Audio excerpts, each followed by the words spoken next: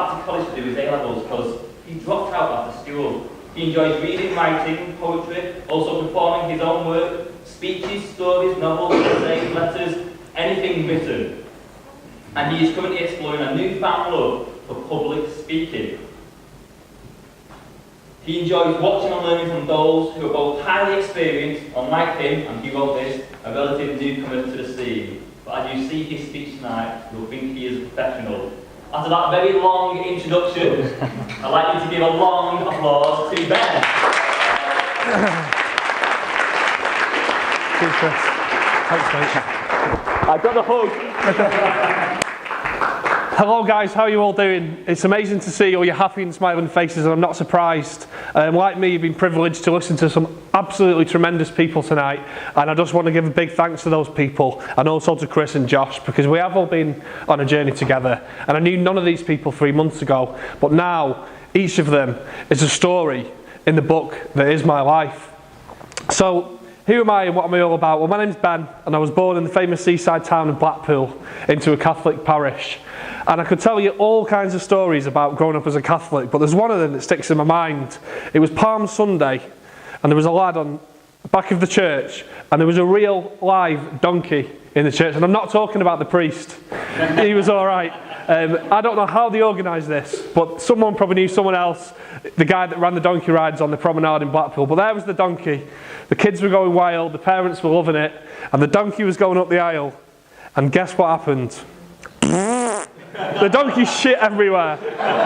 It's an animal. Don't work with animals and kids. You know, but what I found even funnier is that people were surprised. It's a donkey. That is what happens if you bring a donkey into a building. But enough about religion and donkey poo for now. When I was about 4, my parents divorced, and it was a messy time. And it's fair to say it affected myself, my sister, and my brother, but it affected my brother the most, I think. All through school, through his social life. When he left, he fell in with the wrong crowd. Things took a turn for the worse, and unfortunately he died when he was 23 years old. Now, we all deal with grief in different ways. I took to drinking and to drugs, increasingly more and more, and I felt lost in a very scary world. I was only 18 years old at the time. About 12 months later, I moved away to Manchester. 6 months after that, over to Liverpool. And a lot's happened between now and then.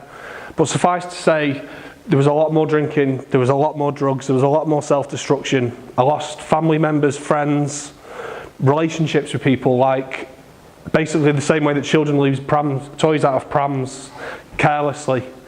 And I rocked and I rolled and I partied and I drank. And I just kept on going and going until one day I rolled over on my side into a pool of my own vomit. Now, if I'd have slept on my back that night, I might not be here today. And that wasn't all. There was other dark times as well, where I woke up in my own filth, following soiling myself, and I realised that I had to do something. And I thought about that donkey on that day in the church, and life wasn't funny for me anymore. So I moved back to Manchester to be nearer to my family, and decided to turn my life around. I started reading more and more, which I'd always loved doing when I was younger, and I'd sort of stopped.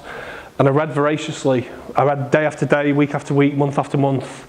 Letters, books of letters, essays, poetry, magazines, everything. Now, I don't think that reading a lot makes you a more intelligent person or a better person, but I do hope that it gives you some kind of insight into, frankly, the terrifying but also beautiful nature of the human condition.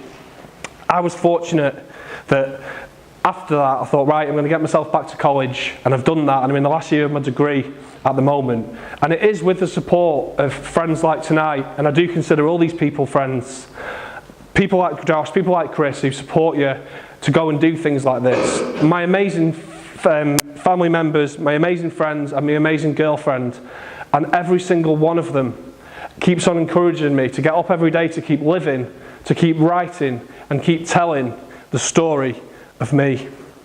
Thank you.